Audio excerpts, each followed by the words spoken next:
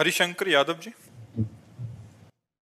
राधे राधे महाराज जी। महाराज जी, मैं अपनी कार या ऑफिस में राधे राधे का भजन सुनता रहता हूँ, कार्य भी करता रहता हूँ। ये करने से उतना ही फल मिलेगा जितना मैं राधे राधे एकांत में जपता हूँ। और बिल्कुल बिल्कुल, क्योंकि श्रवणेंद्रिय में पड़ रहा तो हमारे दिमाग में तो जाहिर है ना कि राधा राधा हो रहा है, तो दिमाग तो चल ही रहा है ना। वहाँ जहाँ हमारे कान जाते हैं वहाँ हमारा दिमाग जाता है, हमारी इंद्रियों के साथ मन भी जाता है, बुद्धि भी जाता है, इसलिए मंगल है।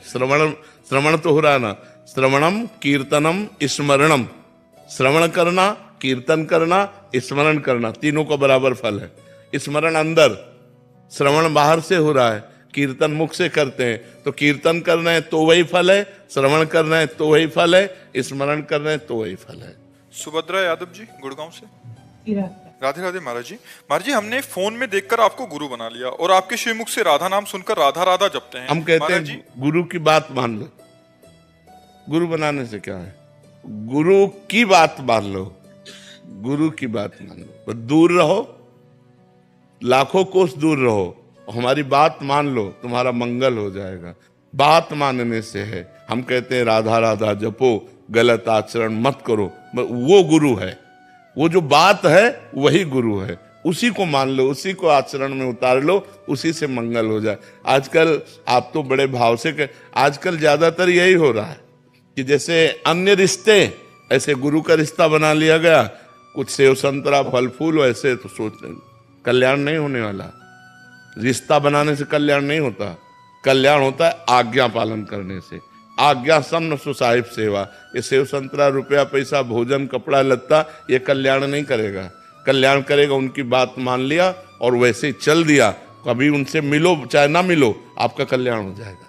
संतों की बात में दम होती है, क्योंकि वो अनुभव किए हुए बात बोलते हैं ना, उनकी बात मान लो, इसी से कल्याण हो जाएगा। गुरु बनाओ चाहे ना बनाओ, गुरु बनाना इससे कोई महत्व नहीं है। महत्व है उनकी आज्ञा का पालन करना। आप दूर रह रहे हो, अरे यार ये तो साक्षात भगवान है, आपकी भावना बनी, ये तो साक्षात भगवान है, इनकी बात मान ले। बात मान लिए, आपका कल्याण शुरू हो गया। तो बात मानने से कल्याण होगा, ना कि गुरु बनाने से, ना कि संबंध बनाने से, ना कि नजदीक रहने से। बात बनती है उनकी आज्ञा का पालन करने से। द्रोणाचार्य जी ने एकलव्य को हटा दिया कि हम तुम्हें शिष्य नहीं मानते, क्योंकि हम राज क्षत्रिय पुत्रों के कुलगुरु हैं, और उसने मन से गुरु बना लिया। और जाकर के द्रोणाचार्य जी की जैसी छवि थी वैसी मिट्टी से बनाई, और रोज प्रणाम करके और प्रत्यंचा चढ़ाता, द्रोणाचार्य जी का स्मरण करता। इतना बड़ा धनुर्धर हो गया कि एक दिन अर्जुन जंगल में जा रहे थे तो एक कुत्ता भौंका। उसके भूखने मात्र में उसके मुंह को बाणों से भर दिया और कहीं घाव नहीं हुआ। अर्जुन कुत्ते के नजदीक गए, देखा बाणों से मुंह भरा हुआ और कहीं घाव नहीं। बोले गजब का हस्तलाघव हो। हम अपने को सर्वश्रेष्ठ विश्व का धनुर्धर समझते थे, लेकिन आज मैं हार गया, मैं देख के हार गया। कौन है ऐसा धनुर्धर? देखा कि एकलव्य भीलकुल में उत्पन्न हुआ था, तो उसके नजदीक गए और कहा वाह धनुर्धर, तुम्हारे जैसा धनुर्धर तो मेरा नाम अर्जुन है, मैं द्रोणाचार्य का शिष्य हूं, द्रोणाचार्य से मुझे आशीर्वाद मिला है कि मैं विश्व का सबसे बड़ा धनुर्धर हूं, लेकिन मैं घुटने टेकता हूं तुम्हारे आगे। तुम किसके शिष्य हो? तो उनका द्रोणाचार्य के। तो उनका हमारे गुरु के शिष्य कैसे हो गए? तब कुटिया ले गए और दिखाया द्रोणाचार्य की छवि पूरा ऐसा। तो उन्होंने द्रोणाचार्य जी से कहा आपका आशीर्वाद गलत हो गया, हम सर्वश्रेष्ठ धनुर्धर नहीं है, मैंने स्वीकार किया, सर्वश्रेष्ठ धनुर्धर एकलव्य है। तब द्रोणाचार्य जी ने उसका अंगूठा गुरु दक्षिणा में लिया था। अर्जुन को सर्वश्रेष्ठ धनुर्धर बने रहने के कारण नहीं, उस वीर के सामने। तो आप देखो, एक को नजदीक रहकर शिक्षा दी और एक ने गुरु मानकर आज्ञा का पालन किया, गुरु मान लिया। और उनकी जो धनुर्विद्या है, ये कोई भागवतिक विद्या तो है नहीं, लेकिन आप सोचो कैसे प्रत्यंचा चढ़ाना, कैसे बाण संधान करना, वो सब उसके दिमाग में आ गया। केवल गुरु द्रोणाचार्य को भगवान मानकर पूजा।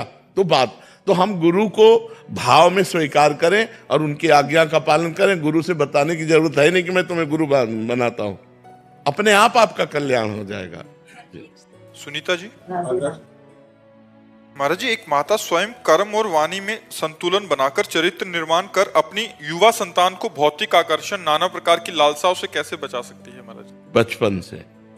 जब तक बचपन से उसका सुधार नहीं किया तो फिर जवानी में सुधार नहीं हो सकता, युवा में सुधार नहीं हो सकता। सुधार बचपन से। अगर बाल्यावस्था में उसके संस्कार डालो, चलो पापा के पैर छुओ, सबसे राधे राधे करो, चलो बैठो 10 मिनट राधा राधा बोलो, तुम्हें अभी टॉफी लाएंगे, तुम्हें अभी बाल। उसको छोटे बच्चे को राधा राधा राधा, वही बच्चा जाकर आगे भविष्य में जवान में भक्त बनेगा। नहीं तो आज के जो बच्चे थप्पड़ मारते हैं अपने माता पिता को, अपने माता पिता को घर से निकाल देते हैं, ज्यादा करे तो काट के फेंक देते हैं।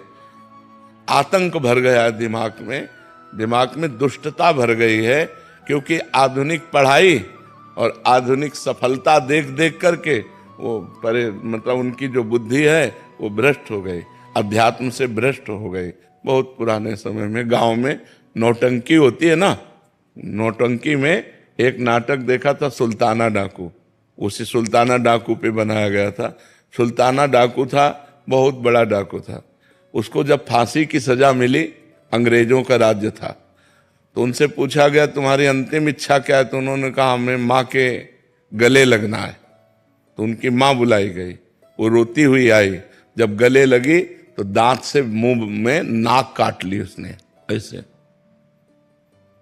तो पूछा कि क्यों, ऐसा क्यों किया?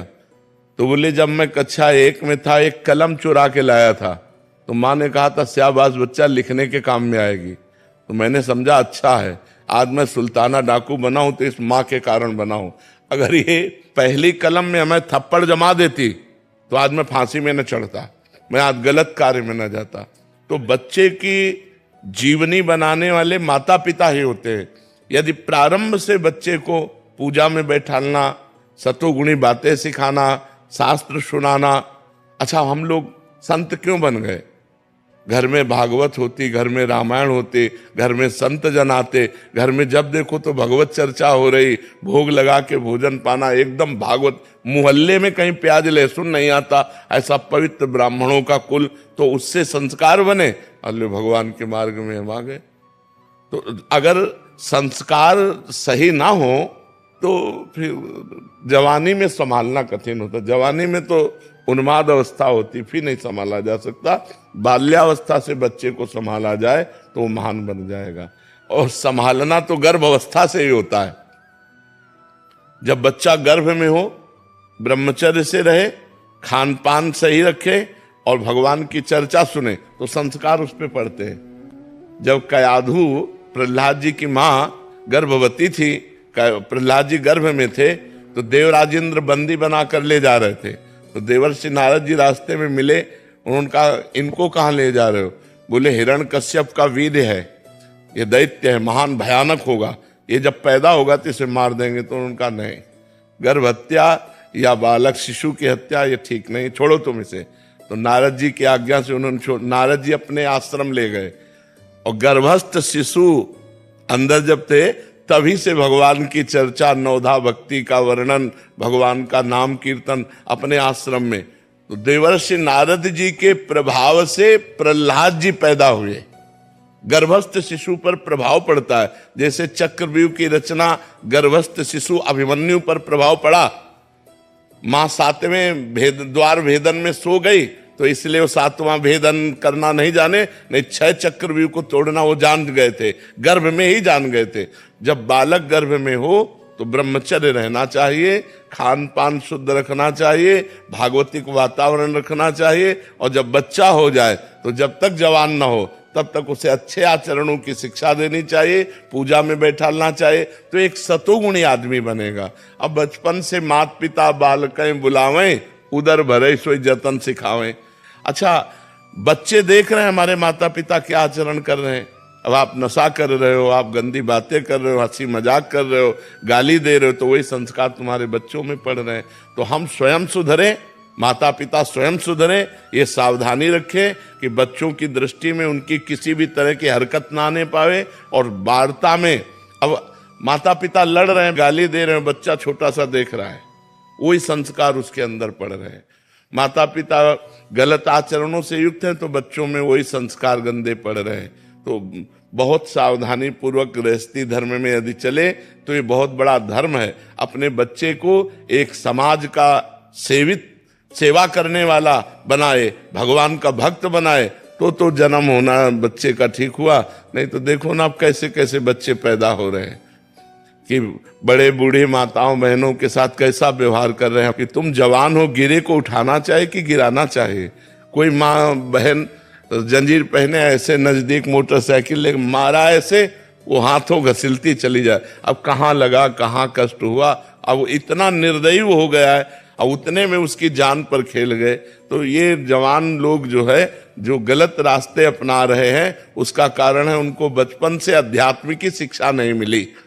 नहीं देखो रामायण में देखो, प्रातः काल उठ के रघुनाथा, मात पिता गुरु नामय माथा।